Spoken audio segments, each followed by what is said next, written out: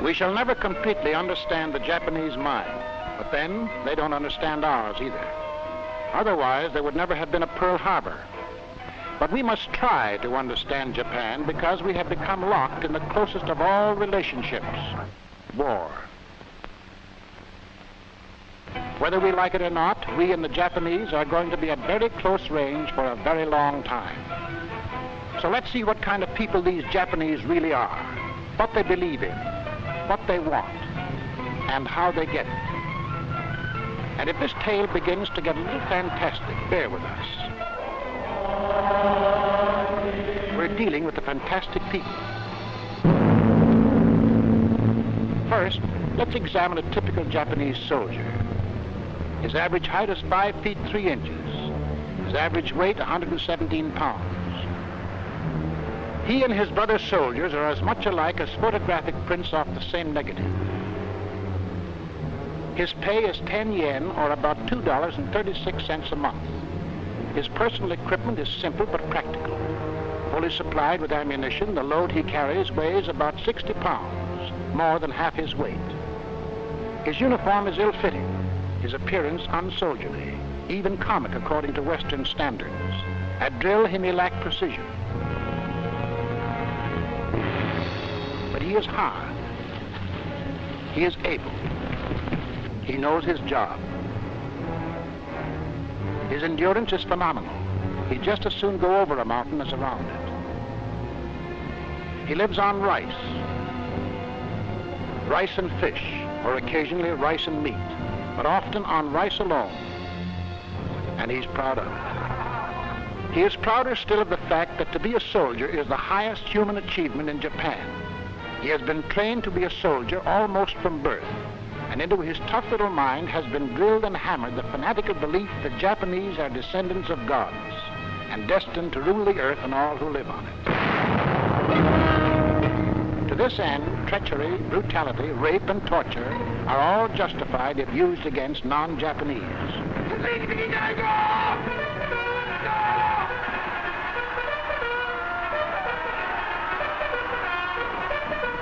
In combat, his single aim is to close with the enemy in hand-to-hand fighting.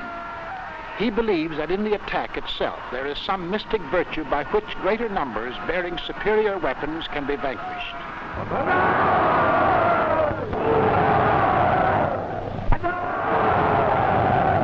In his mind, there is usually no question of choice between death and surrender. To him, death in battle is the attainment of an ideal. Where his flag leads, he follows in a blind emotional rush. For his flag not only represents his country, it is also the image of his God of gods. His flag is the rising sun, and the rising sun is the symbol of the emperor. To the Japanese, their emperor is the most holy of holies, their visible God. He is also their political ruler, the natural and supernatural. Religion and politics all done up in a one-man package. Entrust to one man the powers of the President of the United States, the Prime Minister of Great Britain, the Premier of Soviet Russia. Add to them the powers of the Pope, the Archbishop of Canterbury, the head of the Russian Orthodox Church. Then top it all with the divine authority of our own Son of God, and you will begin to understand what Hirohito means to the Japanese, why they call him the God Emperor. For to the Japanese, Hirohito is a direct descendant of the sun, and what is so high, so brilliant, and so mighty as the sun? Accordingly, no one can stand above or look down upon the emperor. When he passes through the streets, all windows above the first floor must be tightly shuttered. The train to Tokyo from anywhere in Japan is the up train to Tokyo because the emperor lives there. Nor can the emperor be imitated in any way. Only his automobile may be maroon colored. Not even his tailor may touch the person of the emperor, for who would lay hands upon the sun? If you are Japanese, it actually hurts your eyes to look at Hirohito, just as it hurts your eyes to look at the blazing sun. Nor would anyone dream of handling his uncovered picture. When Hirohito's face appeared on the front cover of an American magazine, the Japanese government filed an official protest with the American State Department.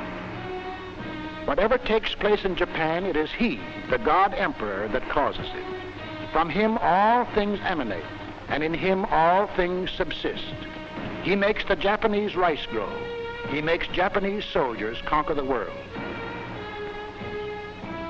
In his name, they bring to other people justice, enlightenment, truth, co-prosperity, and peace.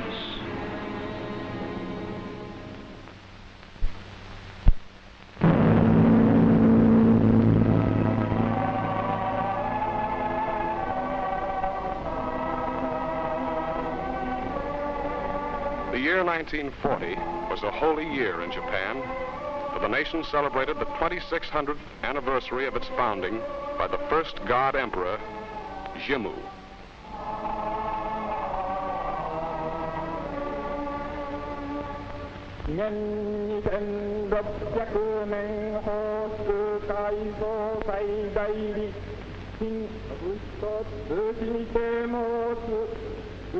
If you are Japanese, you believe that Jimmu was the grandson of Prince Ninigi, who himself was the grandson of the sun goddess, Amaterasu Omikami. And she, the sun herself, said to Prince Ninigi, "Go down and rule over the luxuriant land of reed plains, which your posterity is to govern as monarchs." Whereon Ninigi descended from heaven to the land of reed plains and built a palace, and took to wife the daughter of a mountain deity, and she bore Ninigi a son. And Ninigi's son in turn took to wife the daughter of the god of the sea, and they too had a son, whom they named Jimmu. Exactly 2,600 years ago, Jimmu landed at Yamato and proclaimed himself emperor over all the islands, saying, "Let us extend our capital until it covers the 8 corners of the world under one roof." And in this way the Japanese empire was created. Hirohito is the 128th direct descendant of the sun goddess. And since from the beginning the emperor gods have mingled their flesh with mortal flesh, it follows that all Japanese are cousins in divinity. The soldier and the wrestler and the priest, the woman in the rice fields, the factory worker, the geisha girl, the businessman, the diplomat, the fisherman off California. All are members of one family, whose blood is superior to the blood of any other race on earth, because it is mixed with the liquid sunshine of the gods. And what's more, they believe it.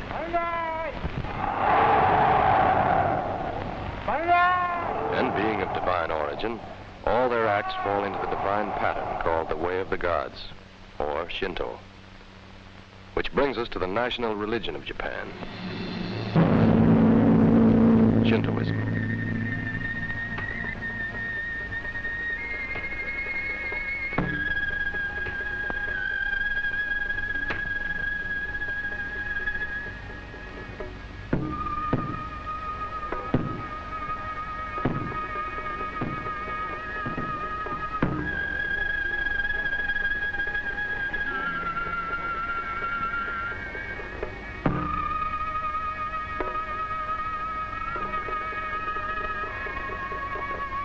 Now, Shintoism will not be easy to understand, but since it is the heart, brain, and soul of the nation and dictates all Japanese actions for the living and for the dead, it is important that we try to understand it.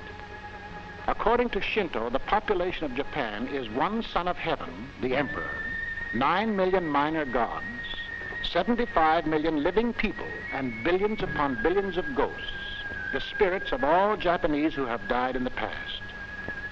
These spirits stand watch over all Japan, follow their soldiers into battle, and serenely float around in every Japanese house where guests are frequently introduced to them.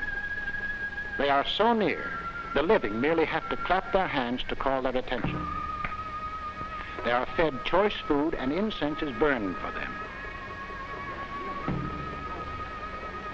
Each living Japanese is merely a link in this endless chain of ghosts.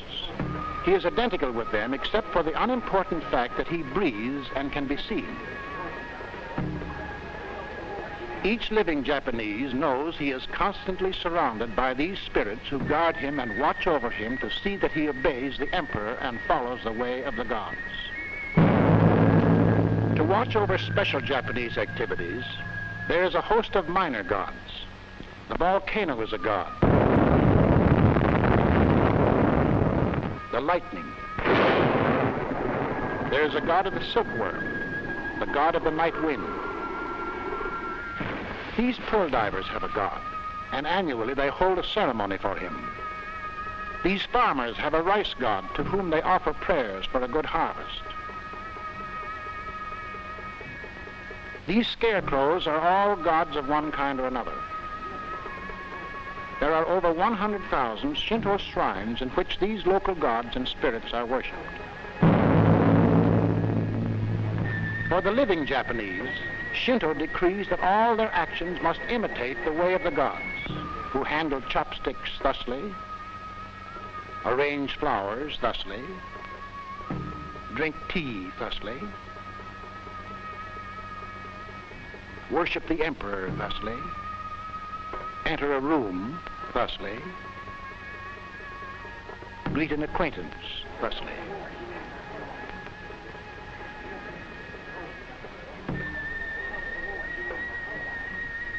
Now, on the surface, Shinto seems to be a nice, quaint religion for a nice, quaint people. And in the olden days, it used to be just that. But today, there's a diabolical joker in Shintoism. For since about 1870, the state has forced into the teachings of Shinto a mad, fanatical doctrine. A doctrine that has brought suffering and death to untold millions of innocent Asiatics, and now to thousands upon thousands of Americans.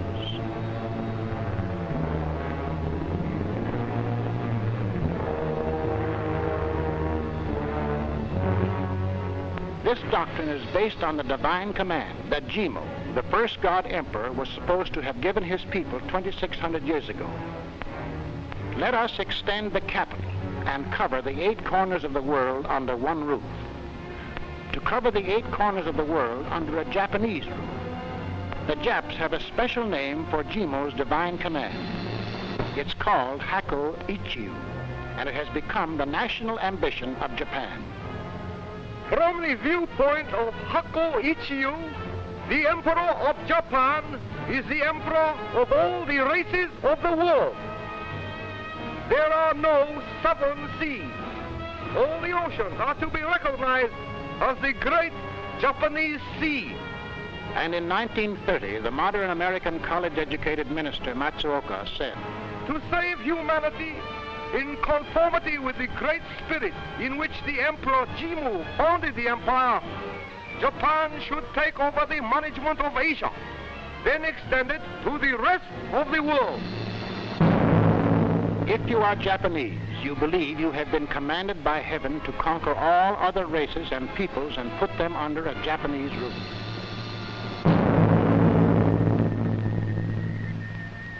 If you are Japanese, you believe the place of honor among the spirits is reserved for those who die in battle. For they become warrior gods and are enshrined in a sacred temple, Yasukuni Shrine. The names of soldiers killed in battle are written on little tablets and placed at night in the inner recesses of this most holy Yasukuni Shrine.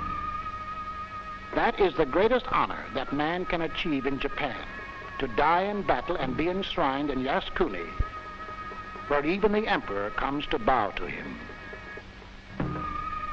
That's why soldiers, when saying goodbye to each other, often say, "See you in Yasukuni."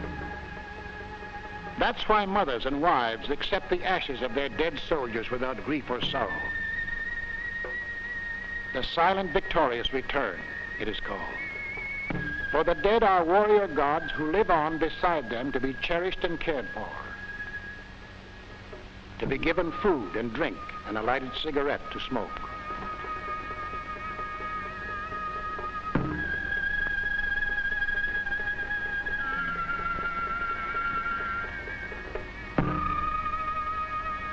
That's why Jap soldiers would rather be killed than surrender. For to be killed means they become warrior gods. To surrender means everlasting shame and dishonor to them and their family and all their ancestors. If you are Japanese, you believe these things implicitly. Banzai! Banzai!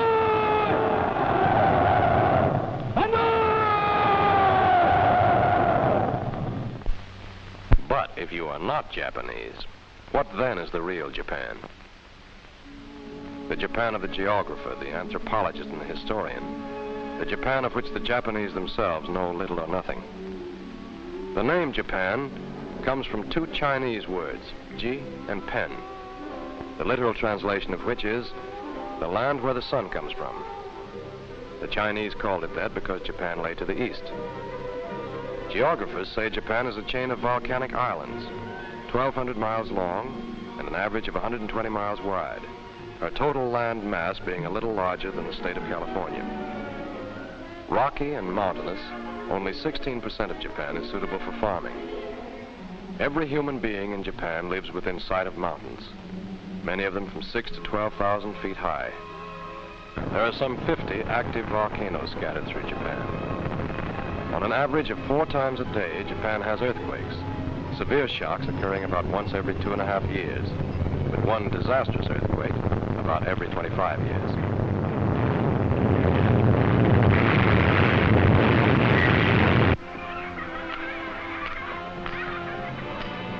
There are some 45 cities with a population of over 100,000, only 3 of which are beyond the range of 16-inch naval guns. Tokyo, the capital, with a population of 7,900,000, is the 3rd largest city in the world. And what of the people of Japan and their so-called divine origin? Anthropologists say the original inhabitants of the islands were a hairy barbarian people called Ainus. Later on, fierce Mongolian tribes moved in and began conquering the Ainus. Still later, other tribes from many sources arrived on the scene. The fusion of all these tribes and races resulted in the Japanese of today, not of one pure blood, but of a well-mixed plasma cocktail of Ainu, Mongol, Manchu, Malaysian. Of the history of Japan, historians say that somewhere around the beginning of the Christian era, they elevated to leadership a chief, or high priest, in this case the emperor, who claimed to have an inside track with the gods. This evolved into Shintoism, and the emperor's son myth became the dominant religion. But the early emperors had little political power, for the islands were really divided into many independent and quarrelsome tribes, ruled over by powerful barons or daimyos. These daimyos each had large, well-paid private armies of warriors called samurai. The samurai were the important and privileged class, real aristocrats who lived off the fat of the land without working. As a badge of rank, they wore 2 swords, a short sword for committing harakiri when captured or disgraced, and a large two-handed sword they fought with. With this sword, it was their privilege to lop off heads, arms, or ears of the peasants, either for practice or amusement. To further set themselves apart from the common herd, the samurai developed a code of rules for themselves called Bushido, the code of the warrior. Bushido extolled absolute loyalty to one's superior and reckless bravery in battle. But most important, Bushido not only sanctioned double dealing and treachery, but looked upon it as an art to be cultivated. It encouraged ambush. Jump a man from behind when he's unarmed and you've got a club. When he's alone and you've got a gang. That's Bushido, the art of treachery and the double cross, the national code of Japan. Harakiri was also a privilege of the samurai. When condemned to death, they were allowed to kill themselves rather than be beheaded. The executioner's axe was for the common people. As a result, harakiri became an elaborate ceremony, a form of art that showed bravery and indifference to pain. A man's son or his best friend stood by with a big sword to chop his head off in case he lost his nerve.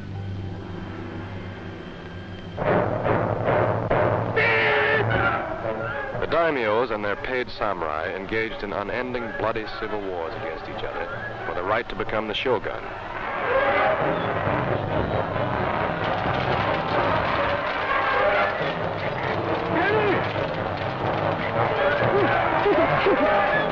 Being the shogun meant being top dog among all the daimyos, a dictator of dictators, ruling the islands in the name of the emperor, who was kept in the background as a religious figurehead.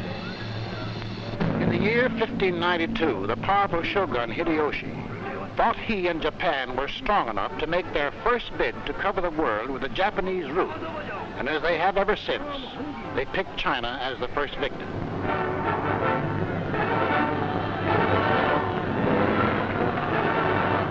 Hideyoshi invaded Korea, but Chinese from other provinces came to the aid of the Koreans. The Japs were stopped, and when Hideyoshi died suddenly, the invasion was called off. But they did a complete job of plunder, taking back with them all the wealth and art they could carry. They also brought back 30,000 pickled ears and noses of Chinese and Koreans killed in battle. These they buried in what is now known as the ear mound in the city of Kyoto. It was around this period that something new came into the midst of this warring, bloodthirsty people. Something new and strange. In the year 1521, Magellan had sailed around the world to the Philippines. In his wake came Spanish and Portuguese missionaries who eventually visited the Japanese islands. The strange new thing they brought was Christianity, the revolutionary doctrine of peace on earth and the equality and brotherhood of man. Here was something that dignified the lowly Japanese serfs as human beings. Soon there were some 200 churches and over 200,000 converts.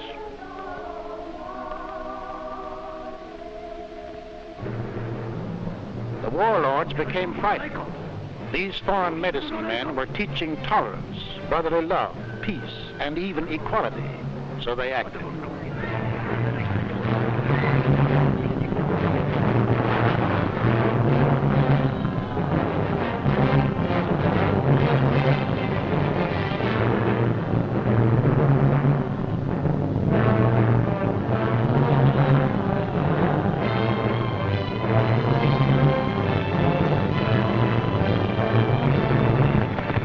137 churches were destroyed in Nagasaki.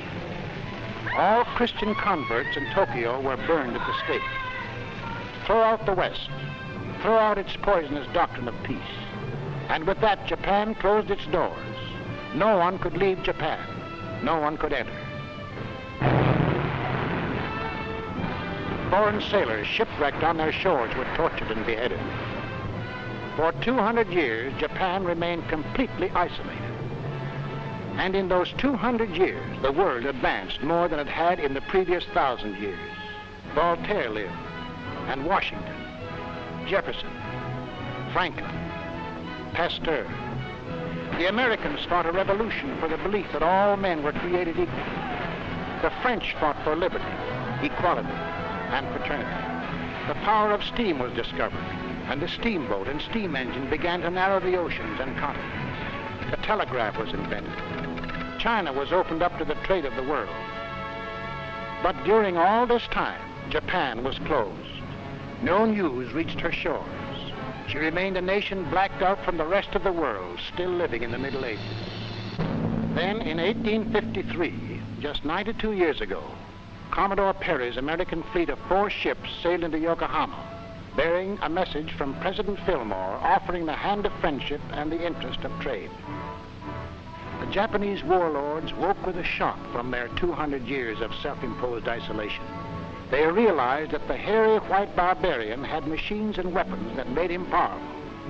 If the sons of heaven were to rule the earth, their spears and swords would be of little avail.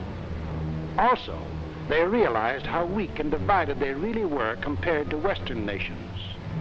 Hastily, the feuding barons stopped fighting among themselves and joined together. But they needed a central figure around whom they could rally. Available was the God Emperor, who up to now had been more or less of a stooge. So, in 1868, the warlords did away with the position of shogun and elevated Emperor Meiji to supreme dictatorship over all Japan, reserving for themselves and themselves alone the right to speak for him and to guide his policies, a position the warlords have hung on to ever since. Now for a strong military. The paid warriors, the samurai, were too few for a national army, so they introduced another revolutionary idea into Japanese life. The sons of peasants were suddenly permitted the great privilege of bearing arms, and it was a great privilege, for being a soldier almost meant being a noble. And to sell this program to the Jap masses, the warlords shrewdly used religion.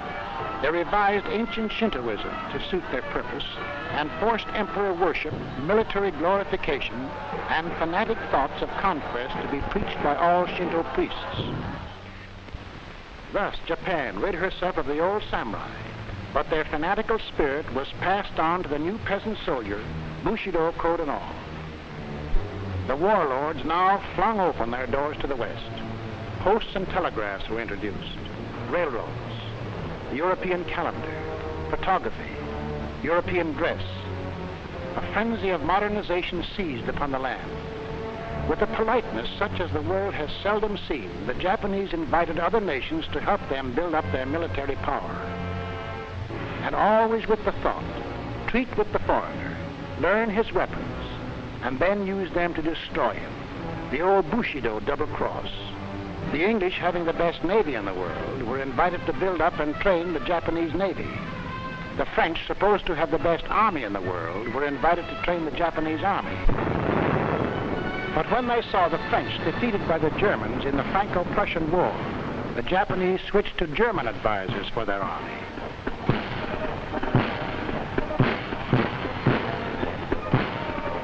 From the English and the Americans, they borrowed the outward forms of democracy, the ministers and their representative body, the Diet. But this was all a cruel joke, for the Army and Navy cabinet ministers, still actually descendants of the old feudal barons, are above and beyond any law-making body. They have direct access to the emperor and can entirely bypass the civil government. In fact, whatever Japan took from the West or the Chinese, the warlords never took the moral or ethical principles that went with them. All modern knowledge that has come to the Japanese people, all culture, all ideas, all thinking has been filtered through to the people from the top down. Any new idea is first tried out by the ruling classes, changed to suit their purpose, then with the emperor's blessing handed down to the people as divine law. In our Western civilization, practically all the ideas, the forces that have changed our thinking have come from the bottom up. Evolution or revolution starts with the people. With the Japs, evolution is handed down to the people. Japan was westernized by decree, not by popular desire. In spite of westernization, everyone in Japan still rules over his inferior and in turn bows down to his superiors just as they did in the Middle Ages. Women have the least standing of all. They must obey the males in all things. Even today, there isn't any moral right or wrong in Japan. Merely, are you or are you not obedient to your superiors? For instance, today, a father still has the power to sell his daughter when she is 11 or 12 to a factory or a mill. She will eat, sleep, and go to school in the factory, but all her earnings will go to her father. Or if she is a little older and he needs money, the father can sell her outright to a geisha house or house of prostitution. And modernization has done even less for the standard of living. Individual welfare still doesn't count. Discomfort is supposed to be a divine virtue. And that's why the people of Japan all work as long as they can, and as soon as they can, and as hard as they can. For they, too, consider themselves as soldiers with a divine mission. These women beat the earth in humble rhythm, just as they did 1,000 years ago. These women work day after day, month after month in the rice fields. Human machines producing rice and soldiers. Over their heads fly the latest planes to the wars. A diesel train thunders past. But these farmers work and live and eat like they did in the 17th century.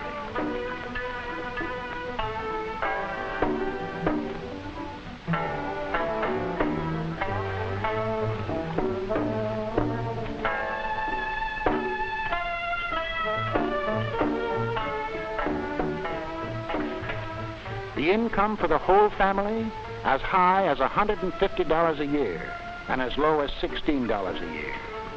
The Jap peasant works harder, eats less, and pays more taxes than any other peasant on earth. But he seldom complains, for he is carrying out the divine will of the emperor. The white-collar Japanese in the daytime uses telephones and adding machines. But when he goes home, he puts on a kimono and lives as his ancestors did in the Middle Ages. Japanese houses have no foundations. There are no walls as we know them. No windows, no paint, no varnish, no curtains, no chairs, and no beds. To sleep, they spread a couple of quilts on the floor with no sheets and lay their heads on hard, round pillows. Their food lacks albumin, fats, and sugar. The standard of living is the same as it was hundreds of years ago, one of the lowest on earth. For Japan became industrialized not to raise the standard of living, but to prepare for conquest. This man in the factory doesn't work a 6-day, 48-hour week for good wages. He works a 72-hour week at starvation wages and frequently dies of tuberculosis at the age of 40. Why do Japan's millions accept their fate in dumb, regimented silence? Why don't they rebel, revolt, organize labor unions? Well, first of all, having dedicated their lives to the emperor, belief in Japan's divine mission to conquer runs through the whole people. This makes practically all of them willing prisoners of a vicious, ironclad social structure, a system of regimentation so perfect it made Hitler's mouth water. On top of the heap of this social structure are leaders of the Army and Navy, the warlords who surround the emperor. They are Japan's first team. Nearly equal in power are the half-dozen super-rich industrial aristocratic families who own the wealth. They're the second team. And they play ball with the military rulers because the warlords give them cheap, uncomplaining labor and lush profits. And they, in turn, provide the money for the war machines. Next in line are the professional politicians, who are appointed by the government as rulers over the 47 provinces. These political stooges slavishly follow orders because their jobs and their very lives depend on the whims of the Army and Navy leaders. At the bottom of the heap are the peasants and workers, the hoi polloi, the masses. To make sure the masses stay in their place, there are the police, the gendarmes, the Japanese Gestapo, and the billions of ghosts of dead Japanese ancestors who watch over every act of the living. And just in case some Japanese don't believe in ghosts, they have an efficient, unique Japanese invention, the thought police. Yes, thought police, whose business it is to arrest you if you think dangerous thoughts. Who decides when your thinking is dangerous? That's easy. The thought police decides. About 10,000 people a year are arrested for thinking bad, selfish, dangerous thoughts. To keep the aristocrats and government officials from straying from the straight and narrow Japanese line, there is another strictly Japanese invention: secret organizations like the dreaded Black Dragon Society. This secret gangster organization, made up of thousands of fanatics, was headed by one of the world's most sinister characters, Mitsuru Toyama, chief of Japan's Murder Incorporated, sometimes called the unofficial emperor. 90 years old when he died in 1944, this dreaded master murderer held the threat of death over everyone in Japan who dared oppose the warlords too strongly. 1930. Premier Hamaguchi shot down at his desk. 1932. Prime Minister Inukai. Finance Minister Inouye. Baron Takuma Dan, head of the House of Mitsui. 1936. 4 political leaders killed. Prime Minister escapes. Brother-in-law shot by mistake. But the main reason the warlords have been able to maintain their vicious grip on Japan lies in the educational system. Education is compulsory in Japan. 97% of the Japs are literate. But the Japanese school is not an institution for the development of the mind.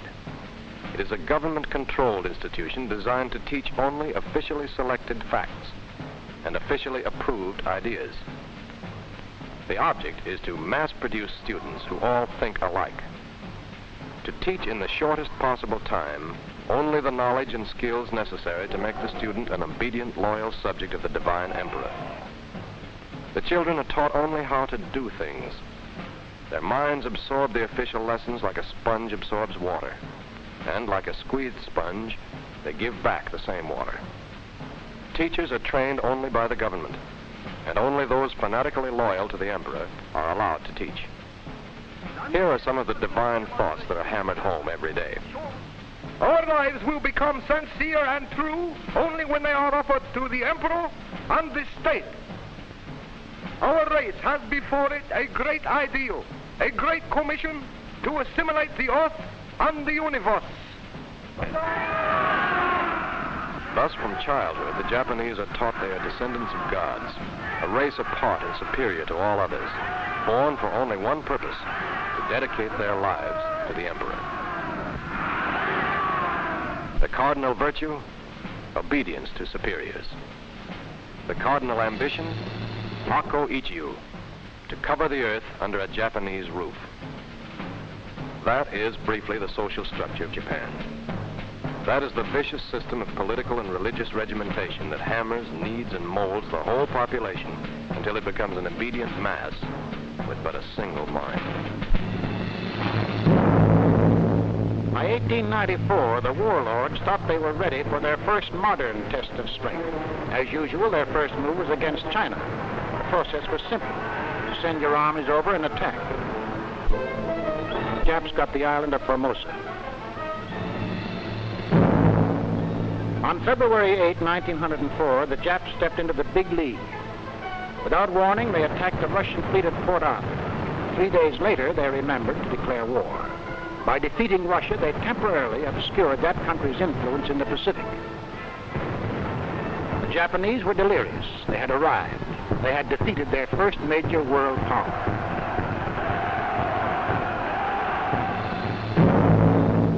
And 6 years later, in 1910, they simply marched in and annexed Korea. In 1914, during the First World War, the Japanese, correctly figuring the Allies would win, declared war on Germany, took the Shantung Peninsula from the Germans, and grabbed off the German-owned Marshall, Caroline, and Mariana Islands. After the war, the Japanese emissaries signed anything and everything: League of Nations, disarmament agreement, 9-power treaty. But they insisted on keeping the Marshalls and Carolines and declared them taboo to all foreigners. Hako Ichiu was coming true. The Japs couldn't seem to make mistakes. They won every war in the field and in politics. Every time they tangled with the West, they got new territory. The warlords grew more popular than ever. In 1927, one of them, Baron Giichi Tanaka, made out a secret modern blueprint to achieve this mad dream and handed it to the emperor. It is called the Tanaka Memorial, Japan's Mein Kampf. It was a simple plan, but carefully thought out. To cover the earth with a Japanese roof, the Japs had first to conquer Asia. To conquer Asia, they needed manpower and raw materials. China had the manpower. Manchuria had iron and coal. So Manchuria would be first, then China. The next step was Siberia with its vast resources of timber, coal, wheat, and metals. Then south into Malaysia and the East Indies with its fabulous empire of tin, oil, and rubber. The United States was the last step. And when the orange groves of California and the cotton fields of Alabama were part of Japan's empire, when the factories of Los Angeles and Detroit were producing for Japan's war machine, then the rest of the world would fall like a ripe plum, and the Japs would have fulfilled Jimmu's divine commandment to cover the 8 corners of the world with a Japanese roof. That was the plan, the blueprint, the specifications for world conquest. But the Japanese are careful people. There was much to do, many details to prepare at home and abroad before putting the plan into action. First, make sure of the home front, for in spite of every conceivable method of thought control, certain Western ideas were seeping into Japan, especially among city people. So Western music was banned. Instead, the government approved this. Western dancing was forbidden. Western movies were thrown out, and the people were made to see pictures of their ancient war heroes. Musicals began singing the praises of the Axis. Western card games were purged in favor of this. It's a game of super chess called Go. Actually, it is a game of military strategy. Western books and magazines not in accord with Japanese militarism were banned. Instead, these books were declared official reading. If We Fight by Admiral Shinsaku Hirata. The attack on Hawaii must be the first battle in the War of the Pacific Ocean. If one snatches away the enemy's pluck in the first battle, the American Navy will certainly become wearied in the wind of panic. Therefore, attack! Arguments against American policies by Kawashima Seichiro. We can land in the Puget Sound and Columbia River, the vicinity of San Francisco, and the vicinity of Los Angeles. But this is possible only after we have destroyed the American fleet. Baseball was becoming Japan's national sport. It was popularized in Japan by visiting American teams. In 1931, an all-star team led by Lou Gehrig, Al Simmons, and Lefty Grove played in Tokyo to standing room only.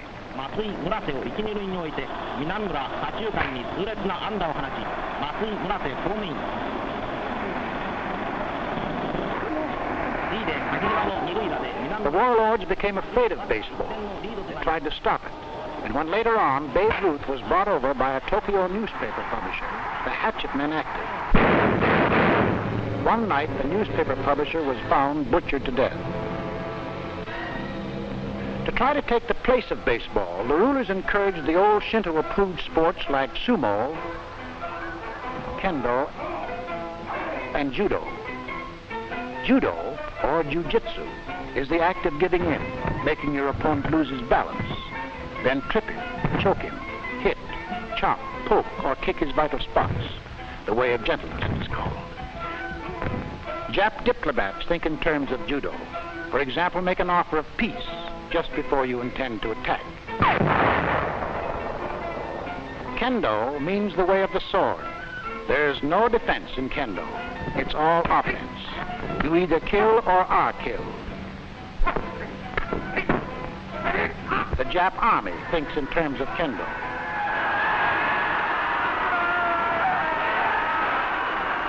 Sumo, or Japanese wrestling, is the act of calmly waiting or stalling for time.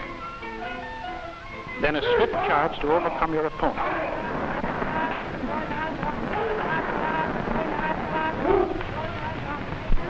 The Japanese people think in terms of sumo. Calm, peaceful, serene, like their volcano Mount Fuji, with violent eruptions of brutal passions in between.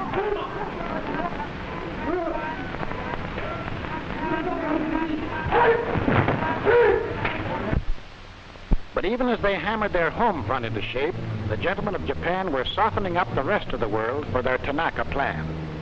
To every country marked for conquest, they sent their agents. Army officers posing as laborers, shopkeepers, gardeners. Along the coasts, officers of the Imperial Japanese Navy, masquerading as fishermen, piloted tiny boats equipped with diesel engines and radio sending sets. They fished for pearls off the South Pacific Islands. They fished for tuna off the coast of California. They made some good hauls. Other Japanese traveled widely as tourists, photographing the sights of Honolulu and Seattle. Something to show the folks back home. Still others went to work in barber shops, strange barbers who didn't talk. All this information was collected, studied, filed away in Tokyo, ready for use when the day came for the army to go into action. Wherever Japanese spies went, Japanese propaganda followed, especially in Asia. The message was simple. The white man is exploiting you. Drive him out. Asia for the Asiatics. Japan is your protector. Meanwhile, to finance the war machine, the second team, the industrialists, started their briefcase offensive. From the factories of Osaka, the mills of Tokyo, the chemical plants of Nagoya, the steel mills of Iwata, the shipyards of Nagasaki, came the economic bullets. But these belching factories in the cities were not the real machinery behind Japan's trade war. For here was the real machinery. The slums of the cities, where 64% of Japan's products were made in small backroom factories employing 5 people or less. There are hundreds of thousands of these factories in the home where father, mother, and children work in semi-slavery. Taking advantage of these low labor costs, the industrialists of Japan knew they could undersell every other nation on earth, and they did. All over the world, they dumped their cheap labor products. And to their dumping, they added piracy. Countless patented articles were manufactured and sold throughout Asia under their American names. The 2 best-known American spark plugs. Genuine old Scotch whiskey was made in the distilleries of Osaka. Matches made in Kobe were labeled made in Sweden. They undersold silk to the silk-producing Italians. They undersold England's cotton goods in the home of her own cotton industry. They undersold beer to the beer-producing Germans. American toothbrushes, retailing at 35 to 50 cents each, were copied in Japan to retail in American chain stores at 10 cents each. They even undersold us with our own American flag. And with the money accumulated in foreign countries with these cheap labor exports, did they in turn buy automobiles, ice boxes, or food? Did they erect better homes for the Jap workers or improve their living conditions? No, indeed. Instead, they imported oil, scrap iron, tin, rubber, aluminum, and secretly built up their powerful war machine. A fanatic nation turning its sweat into weapons for conquest. Sweat for guns. Sweat for planes. Sweat for ships. Sweat for war.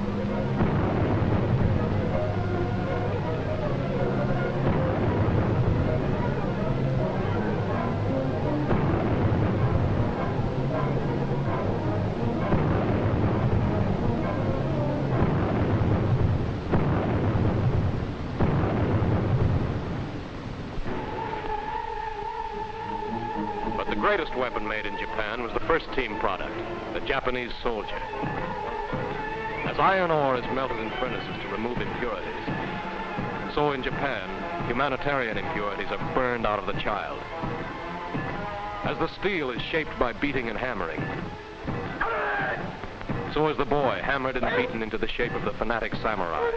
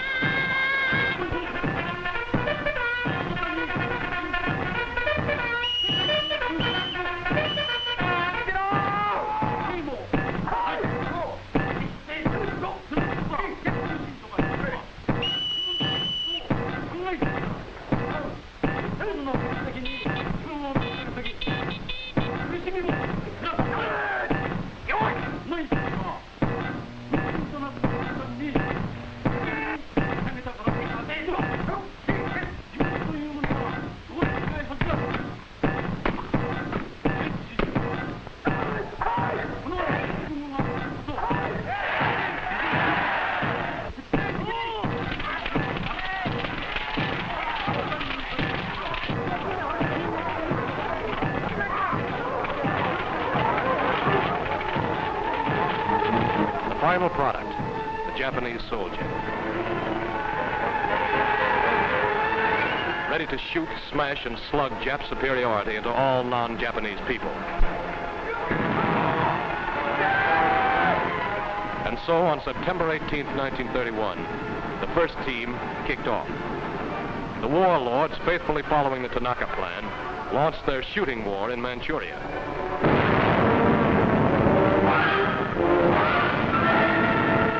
Co-prosperity, enlightenment, justice, truth, peace, peace, peace.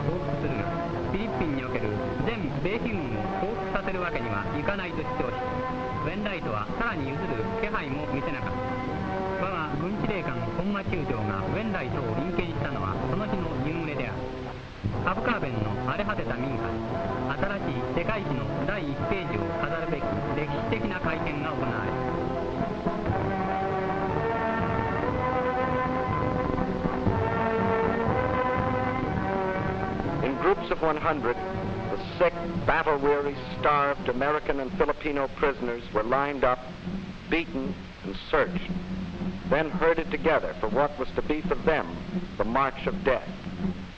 This March of Death is a lasting monument to the insane arrogance and brutality of the Japanese soldier. Burning with malaria, racked with diarrhea and dysentery, the men, barely able to stand, were marched for some 7 days without food or water. Their helmets were purposely knocked off to expose them to the blistering sun. For hours at a time, they were given the torturing sun treatment. At night, they were packed into enclosures so tight, the men lay in their own human defecation. In the daytime, they marched in the sun. Thousands dropped out and were bayoneted and shot. Those that made it to the prison camps were subjected to unspeakable humiliation and torture. 3 years later, when rescued by MacArthur, this is how they looked.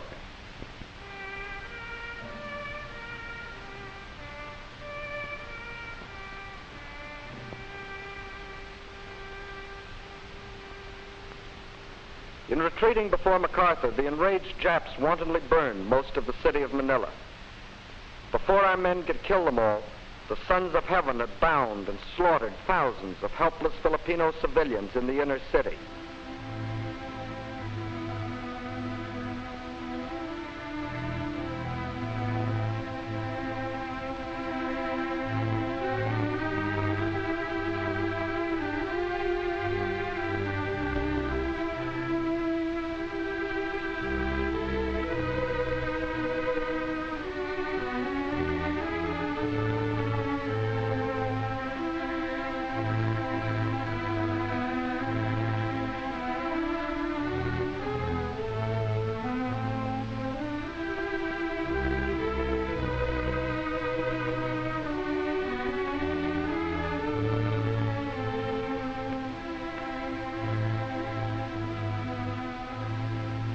Co-prosperity, peace, enlightenment.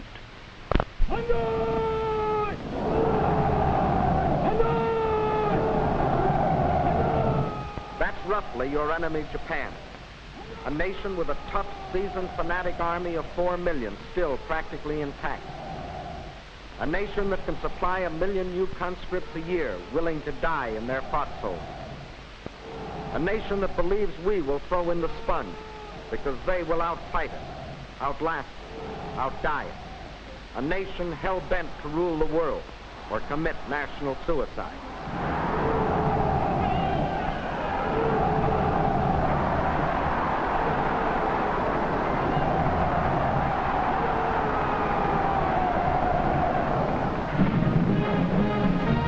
Defeating this nation is as necessary as shooting down a mad dog in your neighborhood. With only a portion of our total strength, we have already cracked Japan's outer defenses.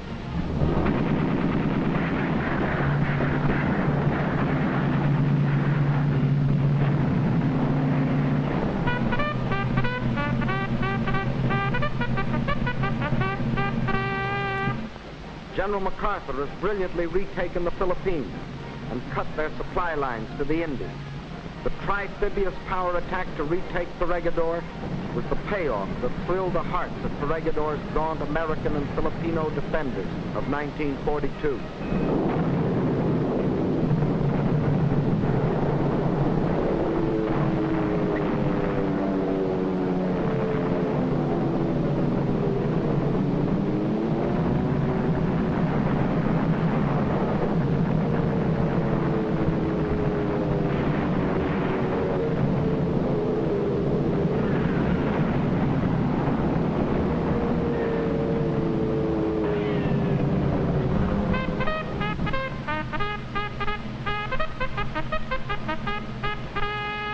Our Marines topped their glorious fighting history by killing 20,000 Japanese on Iwo Jima.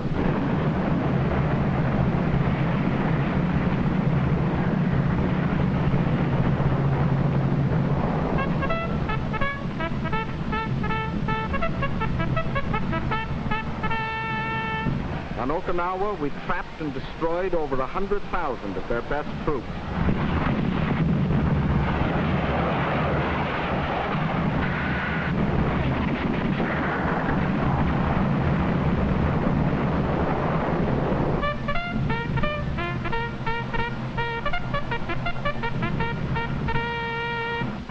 Our Navy has sent to the bottom approximately 3/4 of their naval strength.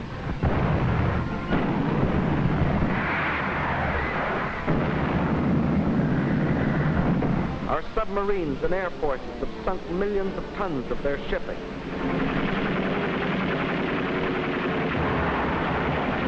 From the airfields near Japan, paid for in American blood, our air forces are systematically blasting Jap factories and war plants.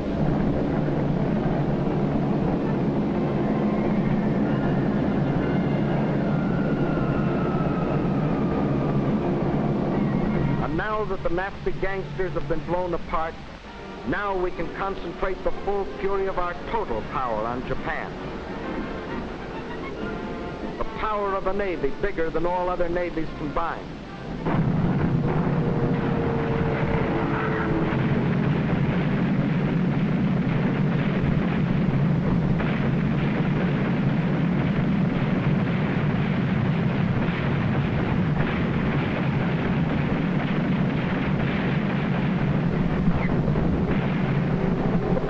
an air force greater than all other air forces combined.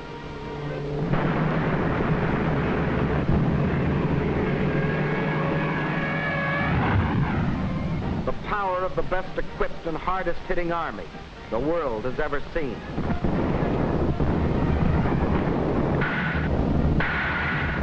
We're going to destroy Japan's armies, Japan's navy, Japan's air forces, Japan's war factories, Japan's whole power to wage war.